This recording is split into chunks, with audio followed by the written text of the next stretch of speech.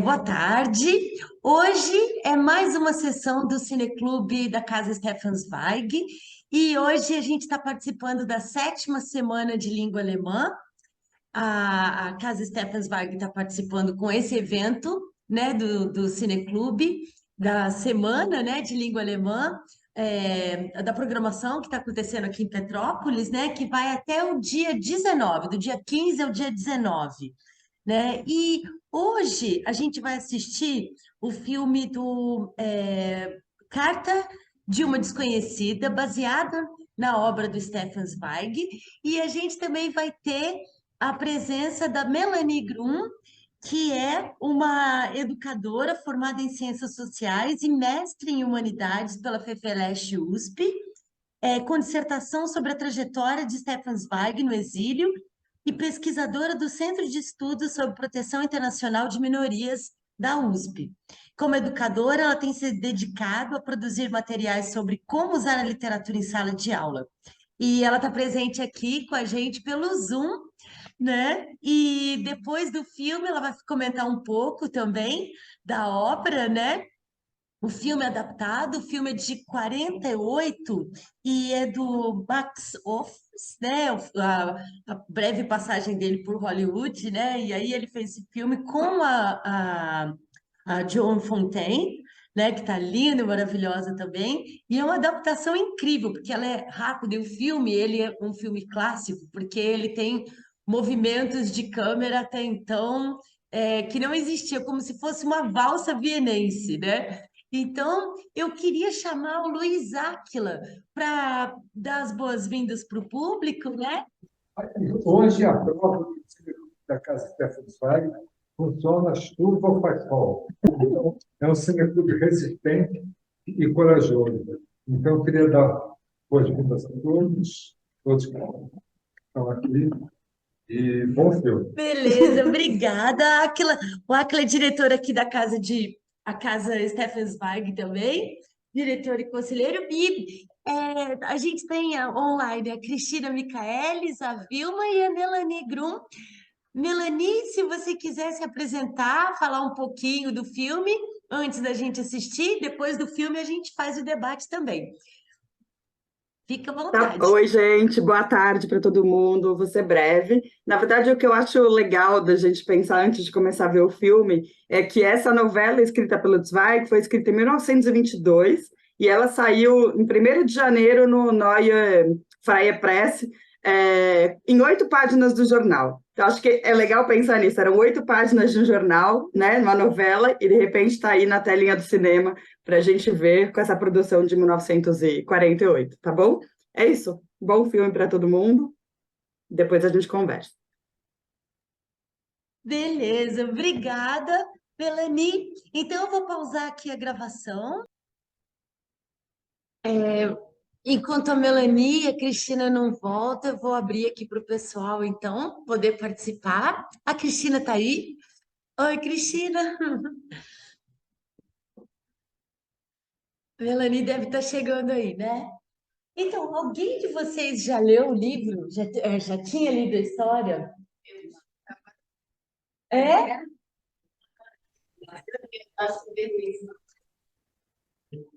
Melanie, quer falar um pouquinho pra gente da história?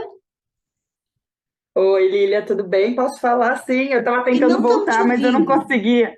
Não estão me ouvindo? Vamos, Estranho. Deixa eu... Tá? Você Deixa me eu ouve, ver aqui. Cristina? tô ouvindo bem. Pronto. Agora sim, agora sim. Tá. Então, primeiro eu quero agradecer pelo convite, quero agradecer a Cristina, quero agradecer muito a vocês todos, a você, Lília. É um prazer estar nesse Cine Debate.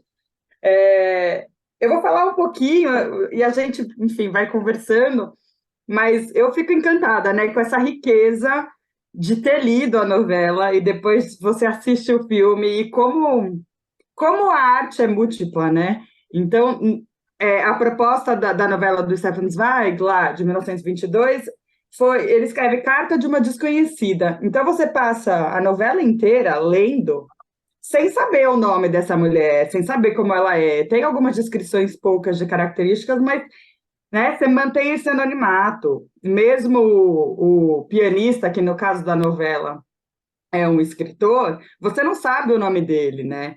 Então, é R ponto. Então, a possibilidade de, na escrita, você manter esse anonimato, e quando vai para as telas do cinema, isso se reverte um pouco, né? Mas o cinema tem outras mil possibilidades, como uma trilha sonora incrível. Então, eu acho que para quem, eu não sei quem que, né, do público já leu a novela do Stefan Zweig antes de assistir ao filme, mas eu acho que vale muito, porque o impacto é muito diferente da leitura. Assim, é um prazer, os dois são de um prazer enorme. Acho que os dois, né, a adaptação é de uma qualidade gigantesca, mas a leitura, o impacto de ler essa novela é uma novela de 30 a 35 páginas, é uma novela curta, né? Tem o livrinho da editora Zahar, com as 3 novelas femininas, e essa é uma delas. Então, fica essa, né, essa proposta, essa sugestão de leitura. E eu acho que eu vou levantar algumas questões aqui que me atravessaram quando eu li, quando eu assisti, que é assim, o que assusta a gente mais, né? É a obsessão dessa mulher desconhecida, da Lisa, no caso do filme, ou essa amnésia, essa indiferença do pianista, né? No caso do livro do escritor. O que deixa a gente mais assustado? E eu pensei muito também nessa capacidade do Zweig de a gente está lendo, quando você lê a novela, você está lendo ao mesmo tempo que o escritor, né, a pessoa que recebeu, no caso, o pianista, no filme, é ao mesmo tempo o leitor e ele que recebeu a carta estão fazendo essa leitura ao mesmo tempo, né? Então é surpreendente. E no filme isso também acontece. Ele pega ali no começo, vai ler a carta e aí toda a cena se desenrola até o final da leitura. Então, ao mesmo tempo que ele está descobrindo aqueles fatos, nós leitores também estamos sendo impactados e descobrindo. E quem conta essa história? Na verdade, a gente fica sabendo de tudo sob o ponto de vista de quem? Acho que o Zweig ele consegue mexer com esse psicológico, né? Acho daí o sucesso enorme das novelas de Stefan Zweig. Na verdade, quem está contando tudo o que acontece é essa mulher desconhecida, né? Ela pode estar. É tudo do ponto de vista dela, são as sensações que ela tem, a impressão que ela tem, são as memórias que ela tem, né? De uma certa forma, ela vai manipulando com aquilo que ela sentiu, e ela manipula não só o pianista ou o escritor, né, que recebe essa carta, o alvo desse amor inatingível dela, quanto a gente, né? Que vai, por alguns momentos, ficando do lado dela e falando, nossa, mas como que essa mulher passou por tudo isso? Mas eu acho que vale pensar, assim, que a gente está ouvindo tudo do ponto de vista dela. Uma coisa que é incrível na novela, quando a gente lê, é que o começo e o fim, assim, é um narrador falando, né? Então, ele conta a hora que o escritor recebe a carta e conta o final, né? Qual foi a reação final dele após ler a carta. E isso também dá para a gente um pouquinho de, opa, tem mais alguém testemunhando todo esse acontecimento, né? Isso dá um pouquinho dessa sensação de que realmente aconteceu, de que... Então, eu fico, na verdade, eu muito empolgada, eu acho incrível. Essa novela foi escrita na década de 20, no momento em que o Stefan Zweig fazia muito sucesso, né? Foi o grande período de sucesso na vida dele, quando ele foi muito reconhecido, e cada livro que ele publicava, seja novela, biografia, enfim, acabava vendendo aí milhares de exemplares, né? Então, e acho que não é à toa, vale muito a pena mesmo, depois de ter assistido, para quem não leu ainda, fazer essa leitura. Então, por enquanto, o que eu tenho, não sei, depois eu posso até voltar, mas o que eu tenho são essas provocações, assim, da gente pensar um pouquinho de o que nos assusta mais, né? Essa obsessão dela, ou a indiferença dele, e também pensar em quem está contando essa história, né? A narrativa é a partir da perspectiva de quem. E eu fico muito curiosa para ouvir os homens nesse sentido, né? Porque é uma narrativa feminina e que deve impactar de forma diferente leitores homens e, enfim, e leitoras mulheres, né? É isso. Que legal, Melanie. Eu vou abrir para o público. Eu queria só comentar aqui, a Hollywood é um pouco, ainda mais 48, né? É, bastante conservadora, então muda um pouco a história, né? Porque no conto é muito mais trágico, né? Ela tem muito sofrimento e ela repete isso, constantemente: eu não te culpo, eu não te culpo. Uhum. E ali eu adorei você falar isso da narrativa, porque a gente também não tem a cena final, né? Assim, tipo, termina de outra forma, né? Então, nem vou falar para deixar o pessoal, né? Mas a gente, e o diretor, né? Ele coloca a gente também como cúmplice, né? Então, você coloca isso assim, né? É, a carta é lida, né, na história, e a gente vê a coisa acontecendo. Ela se torna conhecida por ele e pela gente ao mesmo tempo, né? Então é muito legal você colocar isso pra gente assim, né? Dessa forma de narrador, né? E fazer a gente como cúmplice também. Então eu vou abrir para o pessoal. Não sei se a Cristina quer falar alguma coisa primeiro ou a Olha, gente meu microfone está aberto, não? Vocês estão tá. ouvindo? Aham, Ah, então estão tá. Não, ouvindo. olha, Melanie, muito obrigada. Deixa eu só falar três aspectos. Um, todo mundo sabe, né, que Stefan Zweig era muito, se interessou muito cedo para a psicanálise. Ele escreveu a primeira carta para o Freud em 1908. Ele e o Freud se corresponderam de 1908 a 1930. E o Stefan Zweig, em Londres, também fez a locução fúnebre, né, junto ao ataúde do Sigmund Freud em Londres. Então, assim, temos aqui a psicanálise, claro, de uma obsessão de uma pessoa absolutamente narcisista, né, que isso é o protótipo, quintessência do narcisismo, esse Stefan Brandt. Uma coisa para a gente pensar, por que que ele se chama Stefan com F também, igual o Stefan Zweig? Só para pensar, é, esse personagem tão narcisista que não sabe amar e não sabe, não reconhece nunca nada, porque, na verdade, ele é cheio de si mesmo. Então, a questão do exílio, porque o filme foi feito em 48, né? Por Isso. um, por um Austríaco também. diretor austríaco exilado.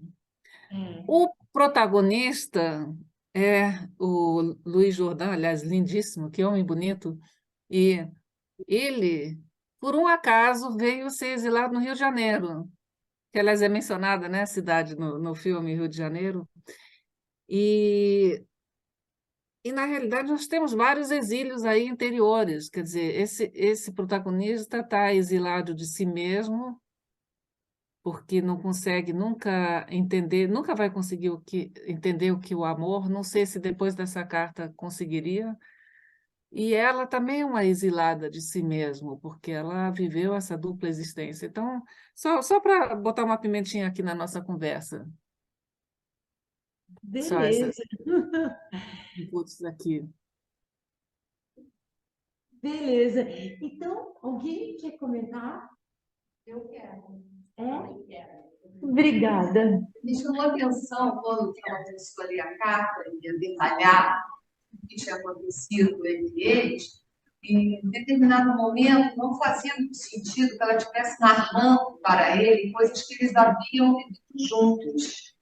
Né? Isso me chamou a atenção. Eu falei, por que ela está contando para eles coisas que eles vivenciaram, né? Mas depois isso fez sentido quando a gente viu que ele era uma pessoa sem memória, né? Ou talvez por ter muitas mulheres, para ele ela era mais uma, mais do rosto, né? Que passou assim, sem permanecer na vida dele, né? Aí só então fez sentido, né, toda aquela narrativa. Isso que me chamou a atenção. E eu queria também, se alguém entendeu o que aconteceu no final, para onde ele estava indo no final, e quem era o professor. Aquele do início, da primeira Isso. cena em que encontraram no final. Agora, falando, eu me lembrei disso. E é muito estranho que ele não tivesse lembrado dela, né? E também ela mencionou que o nome era Stefan, e o nome da criança também é Stefan, mas no livro ele não é nomeado, né? Só no filme que ele recebeu o nome e a criança também, né? Acho que sim. Parece que na novela não. Ah, beleza. E também, assim, uma obra super romântica, né? Super romântica e dramática, uma tragédia romântica. É, verdade. Beth, depois. Então, eu li o livro, né? A novela tinha terminado, acho que fez isso. E assim, a leitura me deixou bastante aflita com esse amor dela, né? No início da leitura, eu também pensei, ela é um platônico, né? Ela não vai contar nunca para ele, não vai encontrar junto com ele. Ela vai contar para ele, né, o amor dela, mas eles não vão se encontrar. Mas depois eu vi, eles tiveram a mesma percepção, eles se encontraram, tiveram juntos, né? E, e aí tudo acabou acontecendo, ela teve um filho dele, né? E assim, eu não imaginava que isso fosse acontecer. Para mim, essa é uma coisa. Não sei se foi bom para fechar. Tá. Claro que não, Não. filha.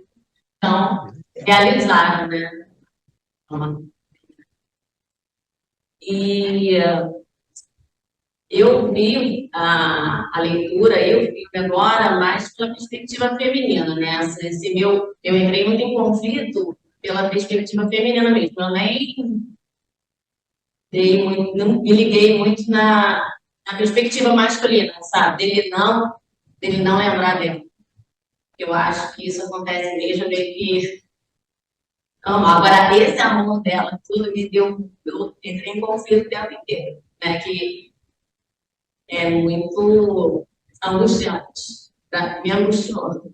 Fiquei angustiada com isso, mas achei muito bem escrito, né? Acho que vai, assim, a escrita bem detalhadamente, né, o que ela sentia, impactante para mim. E também a questão dos nomes também, né? Quando a gente vê o filme, a gente fica sabendo dos nomes também, é interessante. É, beleza. Obrigada, Beth. Marisa? Eu gostei muito do filme, né? E achei que o ator, inclusive, parece muito Marcelo Mastroianni quando novo, né? Aquele nariz dele e tudo. E me identificou, eu me identifiquei também com o mordomo, que eu fiquei pensando que lembra que aquele rapaz que trabalhava com o Zorro também ele era mudo, né? Lembra? Lembra do Zorro? Lembro, mas não. Então eu fiquei assim, será Porque que o o Zorro escudeiro é mudo.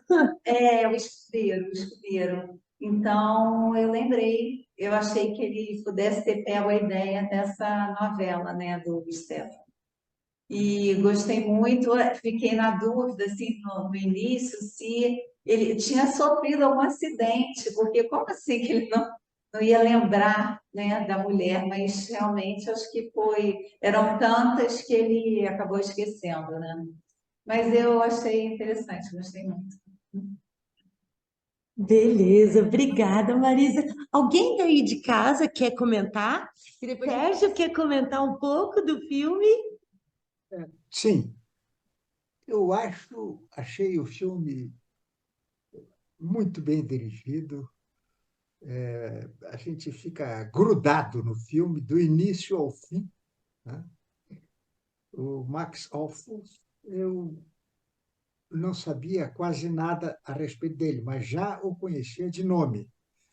E gostaria de ver, inclusive, outros filmes dele. Talvez já tenha visto até há tempos atrás, mas não me lembro.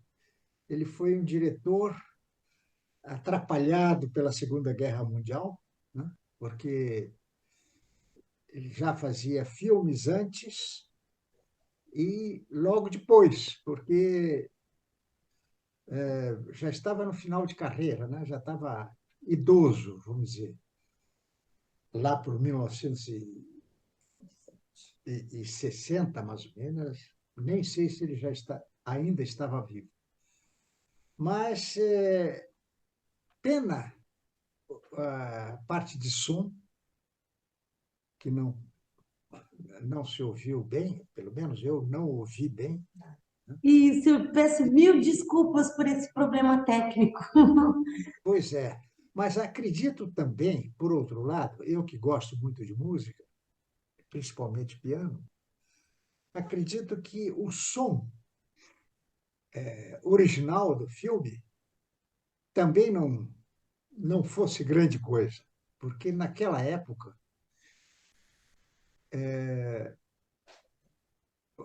a técnica de eletroeletrônica de som era precária ainda. Eu me lembro desses filmes logo depois da guerra, dos filmes não, dos discos. E realmente, hoje em dia, a tecnologia é outra. Você ouve os sons com uma nitidez extraordinária, coisa que naquela época não existia.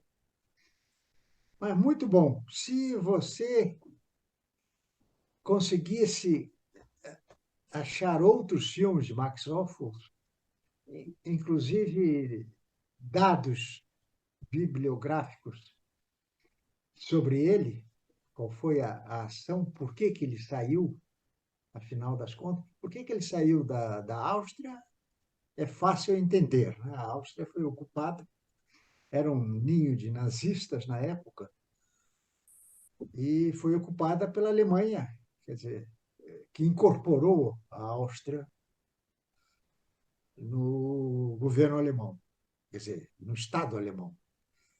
Mas depois ele foi para onde? Foi para outro país da Europa ou foi para os Estados Unidos? É mais provável que tenha ido para os Estados Unidos. Vários diretores importantes, nas mesmas circunstâncias políticas negativas, foram para os Estados Unidos. Gostaria de ter uma ideia, se alguém soubesse uma ideia bibliográfica sobre o Max Hoffman. Quer que fale alguma coisa, Lília? Você sabe? Porque Pode, eu sei pode falar, se algumas você coisas dele. quiser. Na verdade, ele era Maximilian Oppenheimer. Oppenheimer é um nome bem judeu, né? E ele não é austríaco, ele é alemão, teve que cair fora realmente. Com o nazismo, ele fugiu para a França, ele virou cidadão francês, e depois que a França foi ocupada pela Alemanha, ele conseguiu cruzar a Suíça, cruzar a Itália, detalhes eu não sei, só sei que ele aí conseguiu, de alguma forma, em 41, bem tarde, já no meio da guerra, entrar nos Estados Unidos e virou um dos diretores mais aclamados de Hollywood. E dirige um monte de filme. Eu não sei quais são os filmes. Esse é um dos mais conhecidos dele. Depois ele voltou para a Europa. E depois que ele voltou para a Europa, ele fez algum filme que vocês Lola todos já... Montez. Hum? Lola Montez. Esse, Lola É, Montez. Eu sabia que eu tinha esquecido alguma coisa. Lola Montez. Esse é o mais conhecido, mas eu acho que morreu até na Alemanha, mas está enterrado na França. Só sei disso. Ele tem uma filmografia bastante extensa, mas realmente eu acho que se for para a gente mostrar um outro no Cineclubes, seria o Lola Montez, né? E o filho dele também virou documentarista. É isso que eu sei dele, um pouquinho. Ótimo. Você já sabe bastante dele em relação a mim.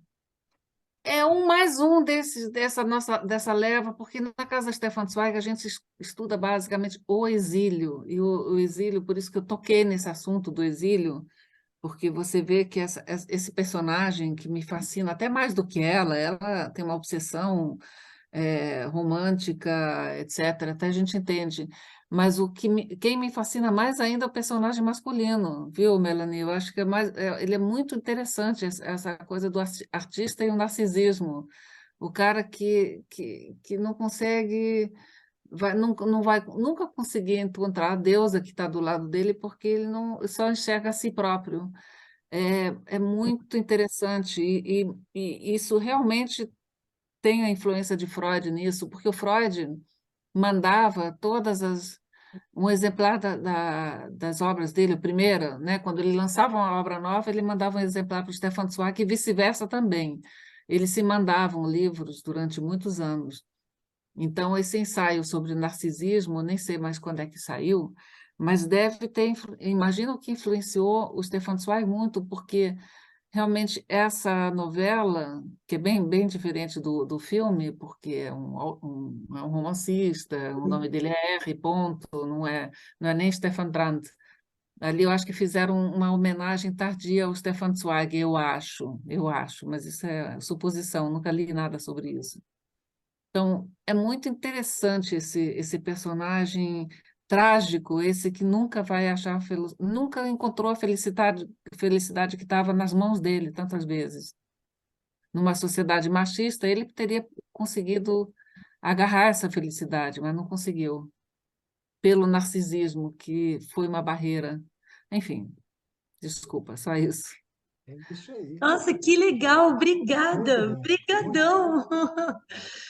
Eu não sabia disso, e a gente também vai ter um evento em breve, né, de poesia e psicanálise, que a Cristina também foi tradutora, né, da obra da biografia do Freud, feita pelo Stefan Zweig, é isso? Né? Aí, então, é bem legal a gente ter essas informações também, né, e esse ponto de vista, né? Melanie quer falar? Depois eu vou passar para a Helene e para o Áquila para a gente ir fechando também. Vou fazer um pequeno comentário. A Cris falou, talvez tenha sido uma homenagem ao Stefan Zweig, né?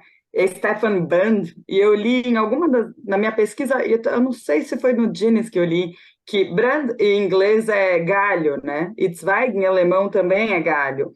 E aí ele fala que no pós-guerra, algumas edições dessa novela, Carta de uma Desconhecida, circularam nos Estados Unidos com o nome, como se o autor fosse Stefan Brand e não Stefan Zweig. Stefan Brand é o mesmo nome que é utilizado no filme. Então, é muito provável que tenha sido, de fato, né, uma referência, sim, né, o Stefan Zweig. E uma última coisa, a Cris falou que ela foi muito mexida por esse personagem masculino, né?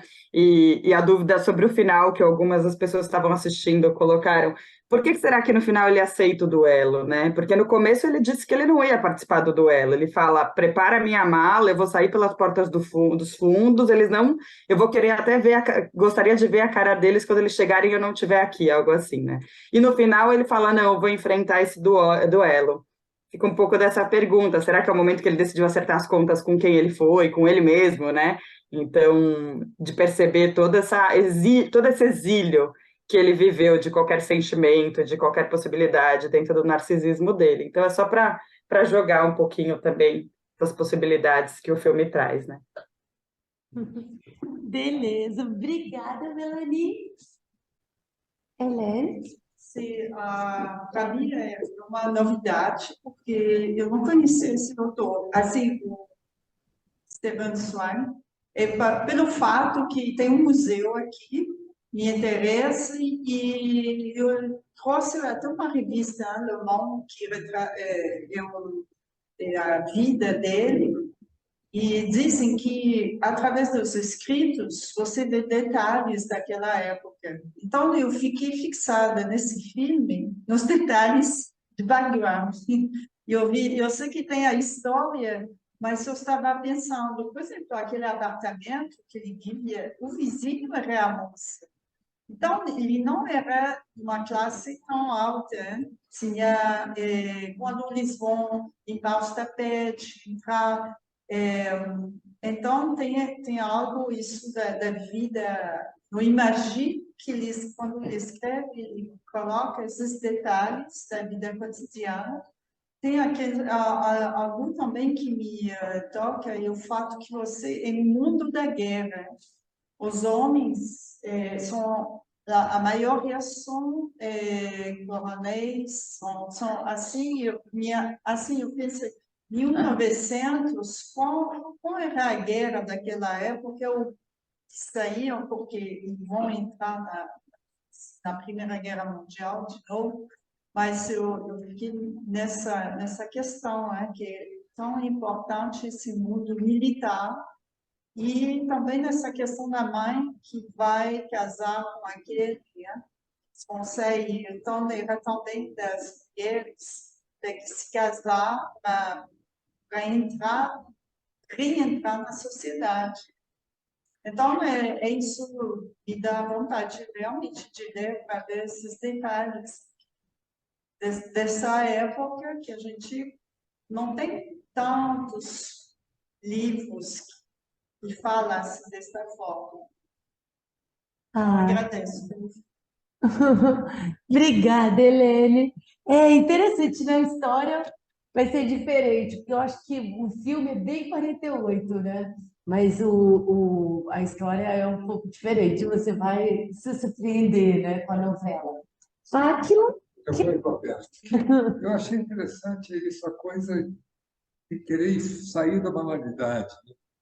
Quer dizer, aquela menina vivia num lugar completamente banal, devia ser chatíssimo, com aquela mãe restritiva, né?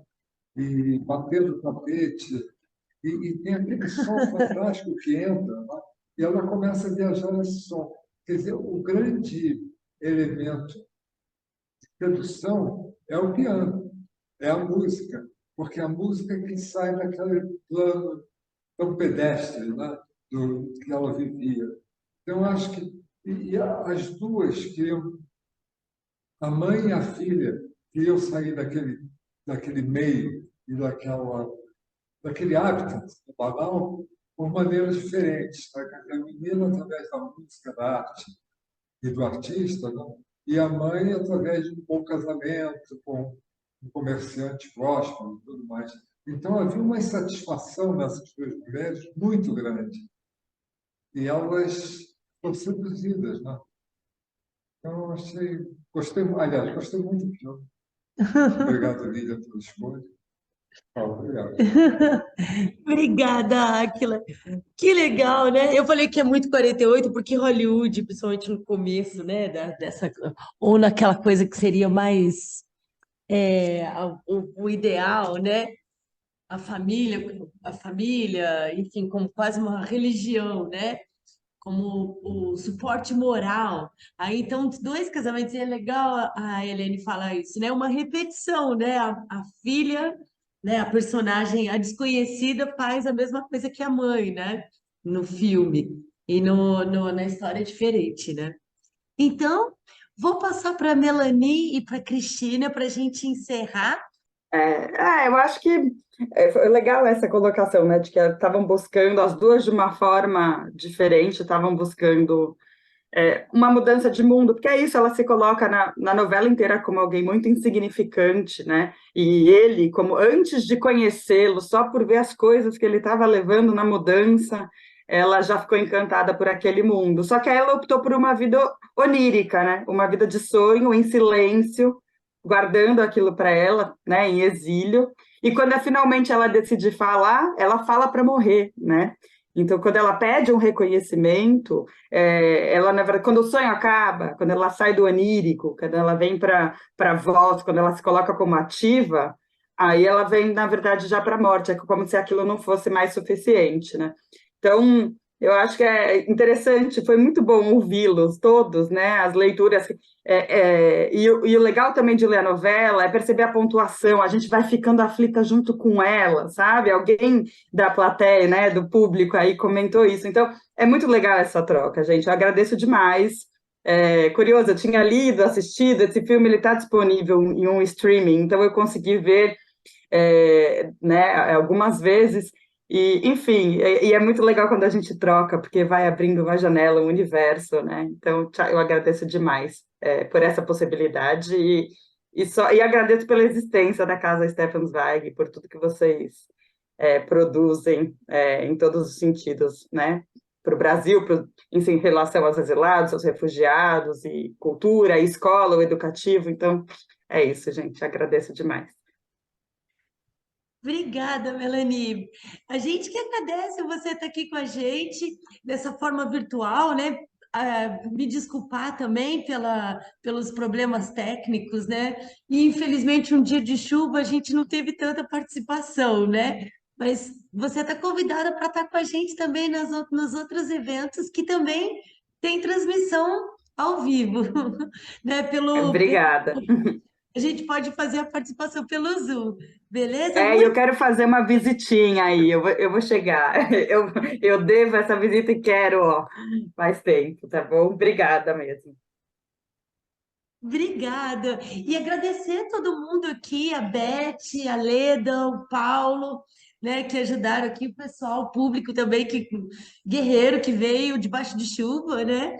E Cristina também, obrigada por estar aí com a gente também, né? Se você quiser encerrar, fazer o encerramento também. Olha, não, eu agradeço a todos, todo mundo, obviamente, e vamos fazer mais disso, porque realmente a cada opinião que é emitida, a gente realmente começa a ver um novo ponto de vista. O que me aflige especialmente nessas novelas femininas, em que o Zweig mergulha tão fundo na alma feminina, é a própria condição feminina tão diferente daquela época, né? Ainda tão oprimida na Viena do fim do século, na virada do século XIX para o XX. Então, ao mesmo tempo, ele explora com riqueza a alma feminina e expõe essa fraqueza, esse lugar pequeno, esse lugar da pessoa que só pode ficar lá espiando pela janela, a sua possível felicidade num sonho. Enfim, a gente poderia ficar horas falando. É muito, muito rica essa novela de 30 páginas e recomendo a leitura. E como a Lília já disse, fiquem atentos, porque a gente tem outras atrações. Quero dizer também ainda uma palavrinha sobre a Melanie, que é a autora do material escolar que a gente está usando de 2 em 2 semanas. Ontem foram quase 50 crianças, Beth, né? Para crianças e adolescentes e adultos, jovens adultos, visitar a casa. E esse material é muito importante, que exatamente ilumina esse eixo exílio, Stefan Zweig, Segunda Guerra Mundial, e foi a Melanie que já colaborou com a gente. Espero que ela se junte de uma forma mais regular a essa nossa equipe. Muito obrigada a todos. Obrigada, Lília. Obrigada, Cristina. Até mais, pessoal. Brigadão. Tchau. Beijo.